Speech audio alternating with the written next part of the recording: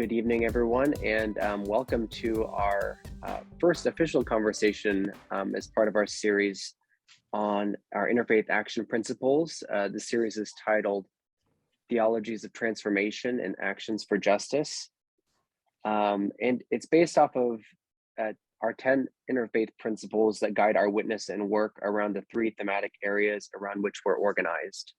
And those three areas are common home, common good, and common life. We held 2 feedback sessions in January and February to receive feedback from a variety of faith traditions and backgrounds. And the 10 principles we have now are a result of the work that my other co-director, Simone, Clark, and Bobby, and other people at Interfaith Action put in, but then also integrating feedback from our communities. So I think other members at Interfaith Action would agree that these principles are dynamic. You know, they're part of a continuing conversation about faith and action. They're not static. And so we're very much looking forward to these conversations on those principles, starting with tonight's. And before I go any further, I should introduce myself. I am Stephen Slaybaugh. I'm the co-director of Interfaith Action. I'm in the programs and operations wing, and my other co-director, Simone, works with strategy and relationships. But it's my pleasure to be with you all tonight. I'm going to share our very first principle that we're going to be talking about tonight. And that principle is that we recognize that storytelling is key to our faith traditions and is evidenced in parable and paradox. We commit to listening to the stories of others and to telling our interfaith story in a way that influences public life. And I did attach the interfaith principles in the chat for those of you who are interested in reading the rest of them. But here to lead us in a reflection on this principle is Dr. Clark Gilpin. And Clark serves as the lead advisor for faith framing at Interfaith Action. He's also the Margaret E. Burton Emeritus Professor at the University of Chicago Divinity School, where he served as the dean from 1990 to 2000. He lives in Stevensville and attends the Unitarian Universalist Fellowship, where he and his wife Nancy co-chair the Social Justice Committee.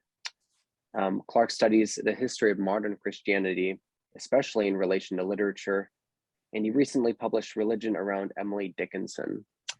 But Clark was very, very involved with the discussions around these principles. So it's wonderful, Clark, that you've agreed to give this first reflection on the principles. So for about 10 to 15 minutes, Clark will talk, and then the rest of the time will be for discussion. But I'm going to turn it over to you now, Clark. Okay, thank you, Stephen. I'm especially happy to be talking about this theme of storytelling because it is one of the things that energizes almost every feature of our social life. Whether you're talking about attending a worship service or going out to dinner with friends or remembering your grandparents, stories build who we are. And so this is fun. This is really interesting. And I would say it's probably accurate to look back and say that when we started thinking about these faith framing principles that Simone has really organized for us, that it arose from the fact that we started by reading an encyclical from Pope Francis entitled Fratelli Tutti. And several people, as we talked about that encyclical, noticed the importance that the Pope attached to the story, the parable of the Good Samaritan, as a way to weave together the Pope's affirmations about the dignity of all persons, about respect for the migrant, or civility in public debate. It was just very interesting the way his broad affirmations tied back into this one parable from the Gospel of Luke. And of course, that parable, that story, is really a story inside a story. I mean, if you've read it or not, you've heard about it, I'm sure. The scene opens with Jesus being confronted by a young man who asks the question, "What must I do to inherit eternal life?" And Jesus and the young man exchange questions, and in that process, Jesus tells the story of this man who's injured on a road, and some pass by, but one stops to help. And the question is posed, well, who is the true neighbor here? I just want to know how. And it's interesting that Stop video. for our larger purposes, I want to emphasize the way in which the story is set inside a larger story. And in fact, set inside a almost cosmic story. I mean, the question, what must I do to inherit eternal life, is answered by a very specific narrative of a man injured and lying beside a road. This interchange between the deeply specific and the universal, the narrative that's inside a meta-narrative, is a theme that I think is very important as we think about particularly religious storytelling. At the end of last month, Sid Moan sent me a passage from a book that he was reading that identifies some crucial features of storytelling, and I'm going to use it to open up a discussion this evening. The book that Sid was reading is entitled Reimagining Christianity and Sexual Diversity in Africa. And this is the passage that caught Sid's attention. The writer and activist Unoma Azua, in collaboration with Queer Alliance Nigeria, collected 37 stories of members of the Nigerian lesbian, gay, bisexual, and transgender community. The stories were collected in the aftermath of the Nigerian government passing legislation that prohibited same-sex marriage during the years 2014. Azua highlights the political significance of resisting this damaging legislation through storytelling. Storytelling is an act of resistance. She writes, "It is the hope of the storytellers to literally or metaphorically scream their messages to the world and be heard, Perhaps through their narratives, they can draw empathy and understanding from their fellow compatriots and help prevent others from going through the same treatment." Now, let me draw out three sort of generalizations from that story out of Nigeria.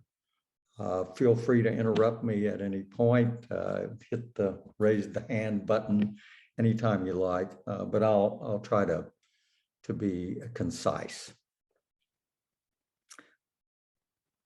First, stories of individual persons enable us to identify with their circumstances, with their challenges, with their resilience. And note that Azua collected 37 such stories. Each individual story illuminates a different facet of a shared event. The flip side of hearing multiple stories is an experience we've all had in which a group of people are hearing one story, but thinking different thoughts, learning different things from that one story. My wife Nancy and I attend to plays regularly at Steppenwolf Theater in Chicago. And it's always interesting to listen to the discussion after the play, because people have heard that one story differently. And you learn not only from hearing many different particular stories, like the 37 collected in Nigeria, but also hearing the different ways things are heard out of a single story. And I think this is a principle in religious reflection and religious witness in the public realm that is extremely important. We have many stories. We also have comprehensive single stories, what I called meta-narratives, but we derive different messages from those stories. And so listening to the particular and to the way people appropriate it is just crucial. Second, storytelling builds communities of people who either share experiences or learn something about themselves through hearing the stories of people who are different from you. And I think the key feature here is that stories of the type I just spoke of from Nigeria give dignity to an individual life experience, right? They say of this person that he or she is living at a moment in history where we matter. And I think as we consider the role of religious narratives, religious stories in public life, their capacity to say you matter is a fundamental feature of storytelling. Right? Third, as in the case in Nigeria, stories are very often built around events. In this case, the passage of some legislation that was regarded as extremely offensive and even dangerous by the Nigerian LGBTQ community. When you tell a story around an event, one of the things that happens is you give that event a past and a future. It becomes part of a larger story. Let me read again from what I mentioned from Nigeria. Perhaps through these narratives, we can draw empathy and understanding from our compatriots and help prevent others from going through the same treatment. The story imagines consequences to the event. It imagines a future. It imagines a past. Often it imagines core ideas that have persisted through time. And in fact, in virtually every society, there are core stories that don't simply identify individual people, but that use individual tales to tell the story of the society as a whole. Now, there are both strengths and hazards in that feature of stories. On the one hand, they are sources of hope, of resilience, of a sense of identity. But on the other hand, they can be fragile. I mean, clearly the leaders of the Nigerian government in 2014 had a story of Nigeria that was not encompassing of the life stories of the LGBTQ Nigerian community. Here in the United States, I was reading some stuff the other day that reminded me of Ronald Reagan's presidency and the famous speech in which he spoke about the United States as the city on a hill that would be the paradigm for modern human societies. He was drawing on a sermon, a lay sermon by the first governor of Massachusetts Bay Colony, John Winthrop. Winthrop had preached a sermon called A Model of Christian Charity aboard the Arabella as it was sailing toward Massachusetts Bay in 1630. And it's true that Winthrop used the phrase in there that they would be on arriving in Massachusetts Bay as a city on a hill. But if you read Winthrop's sermon, the emphasis is not on this kind of paradigmatic, iconic, exceptional place, but on the fact that because the city would be placed on a hill, it would be clearly in the sight and judgment of God. So his point was a point about responsibility, about accountability, about the hazards of being drawn off into pride or other worldly emotions. And in a certain way, you could almost make the argument that Winthrop and Reagan are using the same phrase to communicate opposite ideas about the geography in which the two of them are living.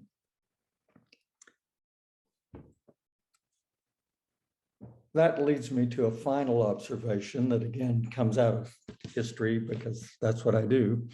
And that's John Bunyan's famous allegorical story, The Pilgrim's Progress of the 17th century.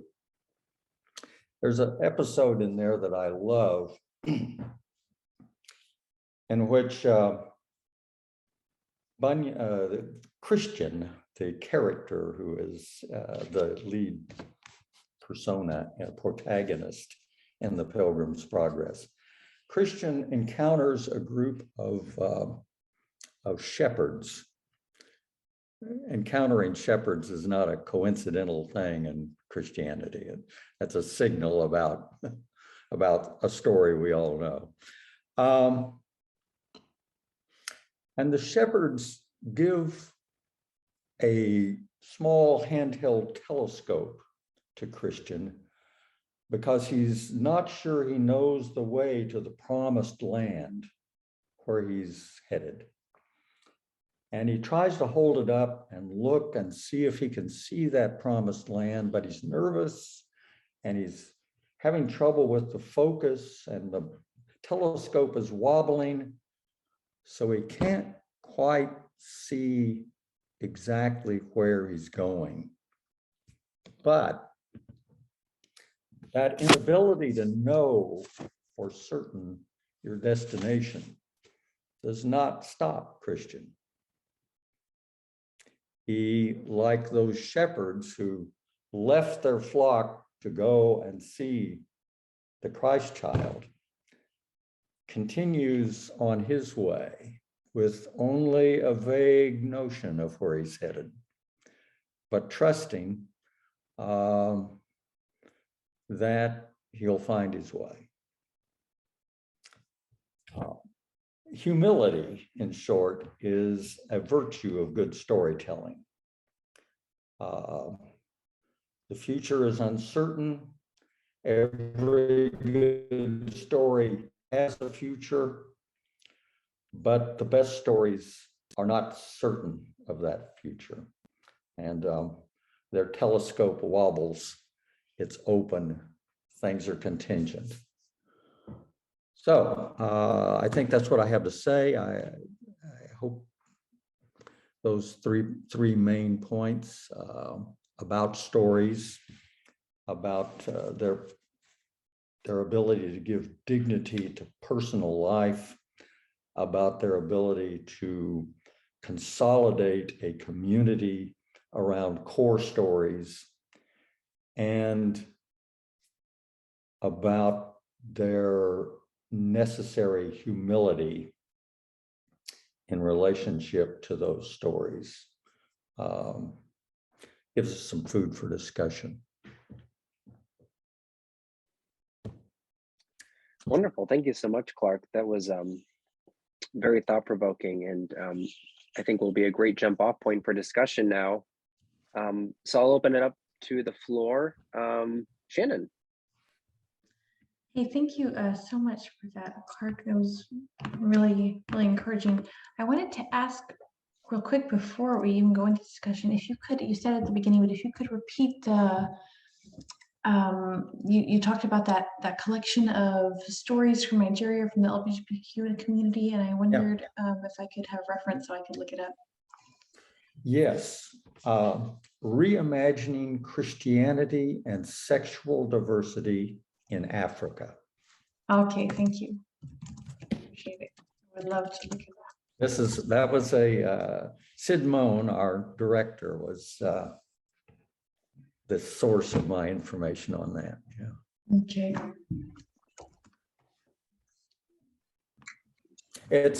I mean, it's actually an interesting thing, you know. Alexei Navalny, imprisoned in Russia right now, is writing letters out of prison that are being posted online.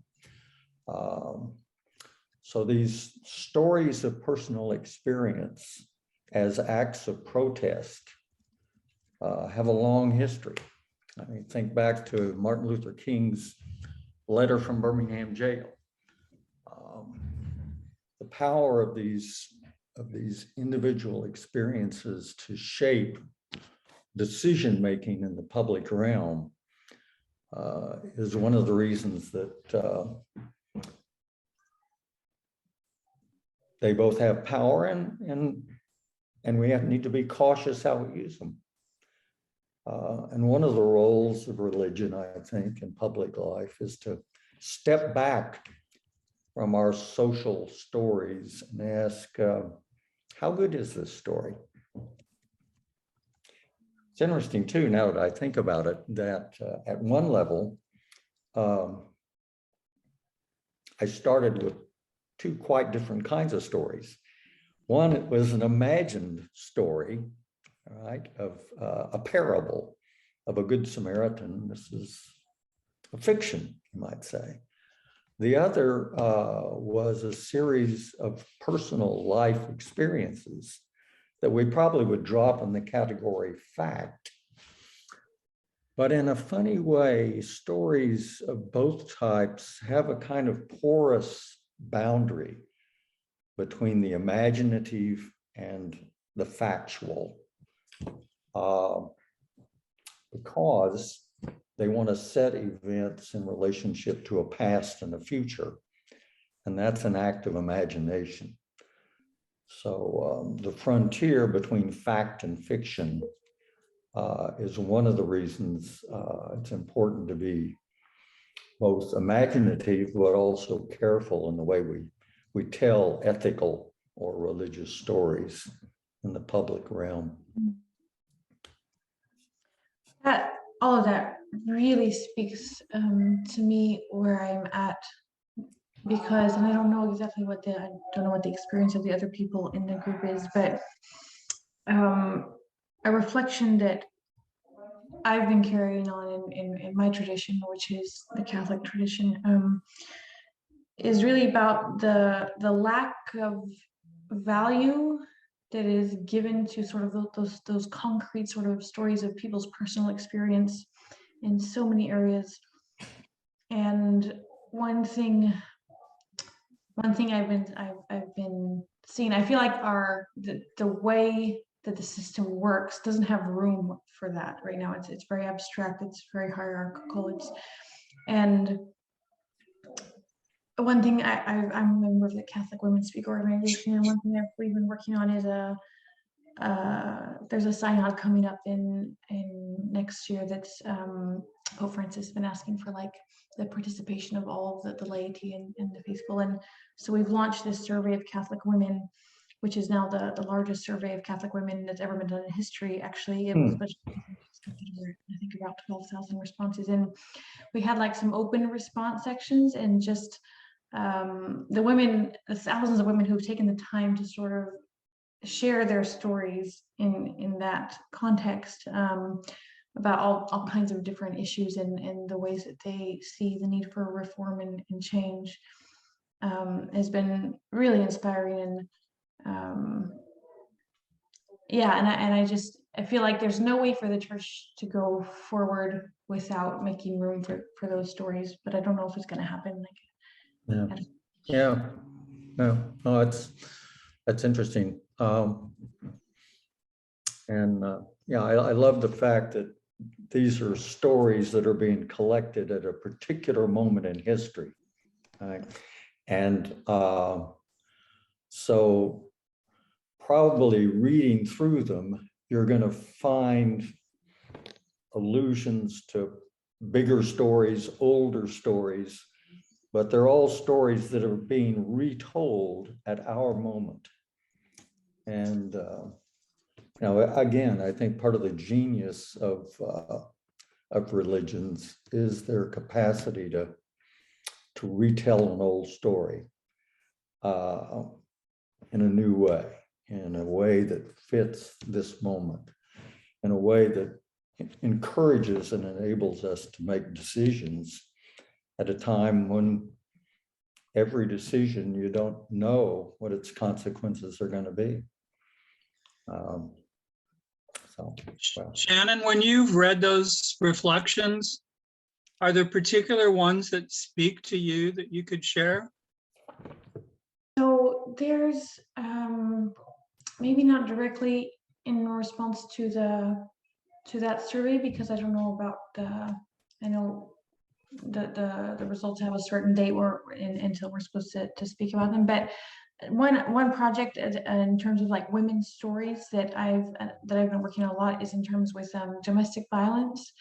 And I recently did a small project just looking at stories that women told about the responses they received, and this is really limited to like Christian communities. I'm sure it happens in other faith traditions as well, but the responses they received from the church when they tried to get help, which were usually not responses, and a lot of victim blaming and a lot of like, encouraging people to stay in violent situations.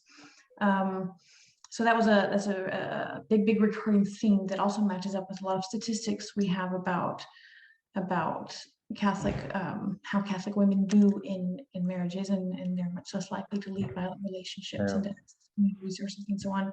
Another one that I'm doing that I've been reading a lot of stories about, that's very specific to the Catholic tradition, so it might not be so much of interest, but it's really about like Catholic teaching on sexuality, specifically with like the anti-contraception whole thing. And so, and getting, I feel like there's not been a platform for women to talk about, like really devout Catholic women who try to follow all the rules and to do it right, and then have really negative experiences in there and suffer a lot of damage from that. And that's another project I'm trying to work on. Right, let's share those stories, because a lot of people don't know, like if you don't have those experiences, you I don't know, there's a lot of ignorance, and there's also a lot of disclosure to what we don't want to know.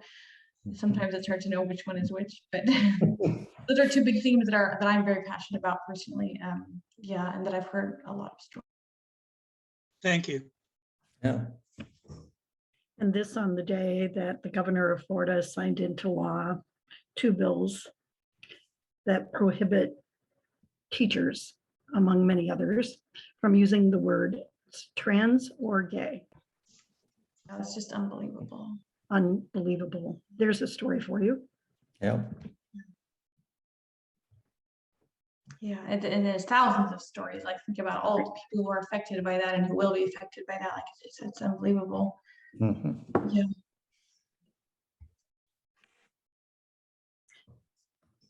I was involved. I'm sorry. Go No, ahead. that's okay. I was just gonna say, Shannon, I included my email. I'm not sure how that survey is being sent out. But I am a Catholic woman who is currently not attending a local parish because of many of the things that you're talking about. Mhm. Yeah, I just saw your message. I'm sending the link right now. I would, yeah, please share the word. Like, we're trying to get as many responses as possible. And I think it's like a moment of not of optimism, because we don't have any reason for optimism given the hierarchy's record, but for hope, I think, but also for a little bit of, it's a little bit scary too, because in the sense that if the Vatican ignores something this big, this has never happened before, like this is really big. If the Vatican ignores this, a lot of people are going to walk away. You know, it's like the last chance for a lot of people. Yeah.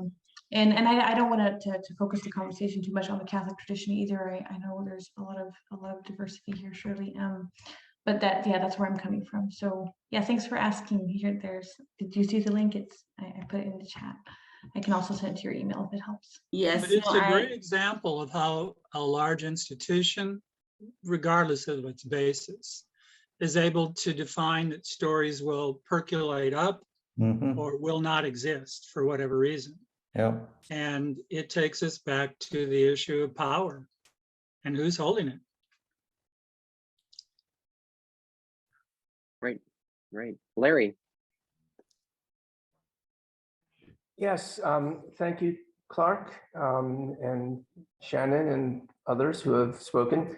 Sorry that my camera seems to be doing something weird tonight, but hopefully you can still see it well enough. Lately, we have heard a lot of stories being told at school board meetings about what the person telling the story says is something very bad happening to their children at school. And those generally take the form of teachers talking about matters involving race that make their children feel guilty, or teachers talking about sexuality that make their children feel like there's something wrong going on here. And I think it's extremely important that different stories get told at those school board meetings. Stories from parents whose children have learned something about the history of race in our country that has been extremely valuable to them. Stories of children who have talked about being different in terms of sexuality and have benefited from gay-straight alliance at their school or from a discussion that they've had in class. But what tends to happen is that people telling the negative stories dominate and yell and insult the members of the school board, and they aren't countered by positive stories. So I think it would be great if all of us and the people that we know could encourage those positive stories to be told often. Good point. That's such a great point, Larry, and also makes me think about, Clark, your point about how storytelling builds communities. It builds all kinds of communities. Right. But also, stories have this way of forming us in the way we view ourselves within our communities, who's in, who's out. And I think we could agree that what we're missing broadly, I mean, speaking from an American context, is a sort of narrative where we see each person as, being, fully in the Christian terms, where I'm from, fully in the image of God, fully having human dignity, each and every person. But I think that work is a lot more difficult than it's been put out to be at some point, because the fact of the matter is that people hurt each other very deeply, and to listen to those people is not always an easy thing or a safe thing to do. So, Larry, did you want to add something? No, just to encourage those of us who are alarmed by some of the negative stories that are being told to do everything that we can to generate counter stories to that. I think there are many more positive stories, but people are afraid to tell them in public. During this time of pandemic, part of that has been the fear that the people who are going to go to these school board meetings and yell and scream are not going to be vaccinated and don't want to wear masks, and so that it's dangerous.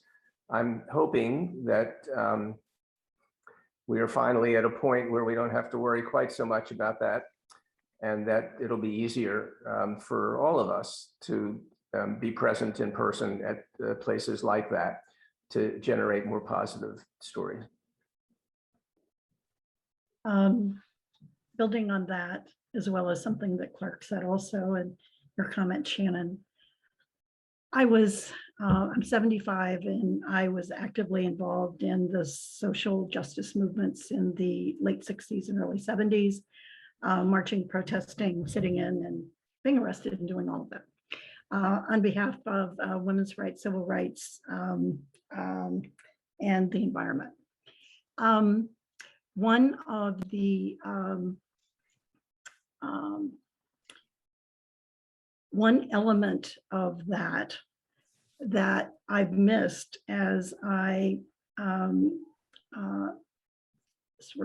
as I am involved today is that, and this is not a criticism, I just can't quite figure it out. But one of the experiences that gave us all strength and courage and hope and reminded us of our role in love and nonviolence was the obvious presence of clergy. I can't remember ever going to a small, medium-sized, or large protest of any particular type that there was not callers.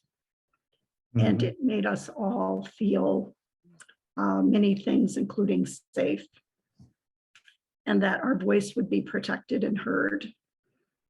And so that's something that I'm noticing is not as obvious today. So something I'm thinking about. And to go back to something you said, Shannon, about optimism and hope, I would remind everyone that Martin Luther King wrote as he was composing his letter from a Birmingham jail, where he said, I'm not optimistic, but I am hopeful. So don't let the lack of optimism get you down. We should always be hopeful, but not always optimistic. Thanks so much for sharing that, Bobby. It's really, really meaningful.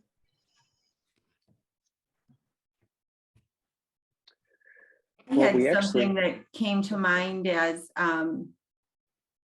Bobby was speaking, and also others today, that last time in our discussion, things came up about this idea of a public space in order for some of these things to happen, and so people can, hear each other's points of view. And it feels like it perhaps we've become more distant, and there aren't those spaces. And I've been in my mind just wondering, there was some discussion around the word table the last time, how maybe a table isn't inclusive because not everybody has the opportunity to be at a table. So I just, over this past time between then and now, when we're talking about this idea of storytelling, and really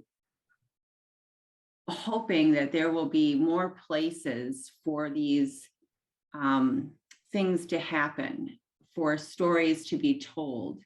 And I am a public school teacher, so looking at it through those eyes, and I teach first grade. So children are very compliant to rules. Are also very soft-hearted when they hear someone else's struggle. They're also really quick to, shove someone aside because they want to be first. But when they hear the other person's point of view, they're able to come back a bit. And I guess that comes back to, Jesus said, let us be like children. They really do have soft hearts. They really are a little bit able to take in other people's stories. And I believe, and there's part of that hope that Bobby was talking about, I do believe that most adults are that way as well, but we've kind of worked ourselves into this little isolated space where we don't often have a chance to come together with folks that are a lot different than us, and to sort of learn to get along with them and learn to listen to them on a regular basis. And that happens in a classroom. Children come from all different places, and they have to be with each other day in and day out. And I guess I've just been wondering and hoping that there will be a place where this interfaith work comes to a more broad space where more people can hear and listen and partake in discussions. Yeah, that really speaks to me as well. And it's a big question that I have, because it's really a big struggle, because I feel like I'm searching for those spaces, actively in my life, and I'm trying to engage people. But I think somebody said a moment ago, Stephen or I don't know, something about it could be dangerous sometimes. And I've just when I started doing that and trying to make spaces for certain discussions, it's and I know this is a very common sort of experience that people on both sides of the spectrum sort of can experience, but the aggressivity and the defensiveness and the personal attacks and all of that, it made it very, very hard, and it makes you want to just shut down and go into your little shell and not talk to anybody anymore about anything. And I just don't know how to move past that, to create.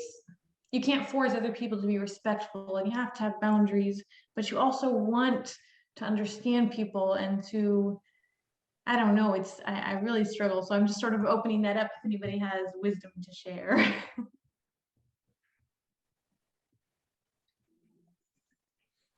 I don't know that I have wisdom to share, but I do think that that one way to think about the public role of religions today is that we're responsible for creating an ethic of storytelling. There are lots of public spaces, but in order for them to be genuinely public, they have to be open to everyone. And they have to recognize and respect the dignity of each person there. And stories that don't promote that sort of inclusive public space, I think it's the obligation of the religious traditions to say, that's not a story we tell. We tell a different story. We tell a story where there's infinite room at that table, to go back to that metaphor. In fact, the poet Rumi, Persian poet of the 13th century, I think, has a marvelous poem in which he concludes by saying that people enter a room and sit at a table, and as they look up, the light has fallen differently on every wall, but it's still the same light. Now that's a kind of Muslim rendition of, I think, the ethic of storytelling. I mean, his poem is telling a story, but the message of the story is that there are going to be different impressions depending on which wall you're looking at. But each wall has behind it, or has shining on it, the same light, so that there is a common place. And that, you know, I think because stories are so emotionally powerful, they're easily manipulated. And figuring out how to create a safe space for a story is almost like figuring out how to create a safe space for an individual person. Although in some ways, the story has the power to create its own safe space if it's the right story. I mean, after all, that tale of the Good Samaritan is asking the question, who is my neighbor? And it gives a surprising answer. And so I think I want to say that in the public sphere, too much religion today is entering the public sphere convinced that it has the answer. And I think more religions need to trust in their ability to enter that public sphere and imagine that together there's an answer out there in front of us that none of us yet have. It's like John Bunyan's wobbly telescope. We know the general direction we want to look, but we can't see it clearly. And we won't unless the stories we tell enrich every life, not just a few lives. I'd like to say and then tell a story about the fact that if we're going to advocate for building bridges between faiths, between racial groups, between people of different sexual orientations, it's not so safe to do that. Mm-hmm. People are going to get mad at us. People are going to say, well, as after Sandy and I wrote a letter to the editor many years ago about LGBT folks, they're going to send us people are going to send us letters saying you're going to spend eternity in the lake of fire. So that's going to happen. And I think we have to be prepared for it. But I'm reminded of a story from a student in a class that Sandy and I began teaching many years ago at Lake Michigan College that I continue to teach there. Sandy decided she had too many other things that she was working on, and so I've been doing it solo.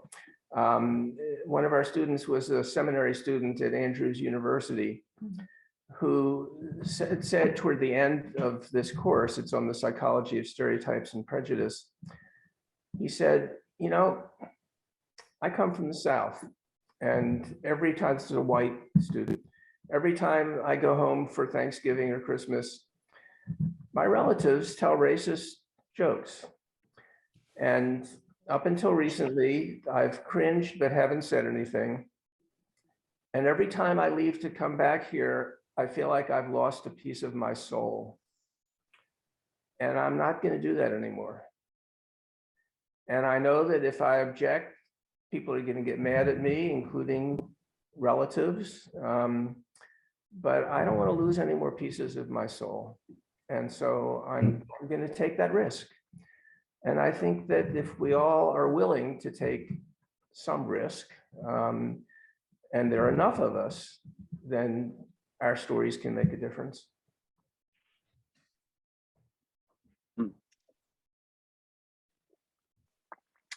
Thank you, agree. Larry. Yeah, I think that'll be the last word. Good the last risk of- word. Yes, lovely. Yeah, thank you very much. Hopeful. This has been a very enriching story. I feel like we've just touched the base of the importance of storytelling for our faith traditions, and also how they guide us into action in the public sphere. And we did talk about that, but there's so much more. So before I go, I want to just add the registration for the next conversation we'll be having, which is on April 25th at 6 p.m., the same time frame. And in that session, we're going to be talking about the political value of tenderness, which at first glance seems like anything but what's going on in our political life. But Pope Francis writes that politics must make room for a tender love of others. What is tenderness? It's a love that draws near and becomes real, a movement that starts from our heart and reaches the eyes, the ears, and the hands. The path of choice for the strongest, most courageous men and women. And Bobby will be leading us in that conversation. Bobby Gant, who's here this evening. So we look forward to that. And thank you again, everyone. Clark, thank you for your reflection. That was exceedingly helpful, and for everyone for being part of this. We look forward to seeing you in April. Thank you, Clark. And thank you, Thank you. Stephen. Thanks, everybody. Thanks, guys. Thanks. It was so Bye. nice. Bye.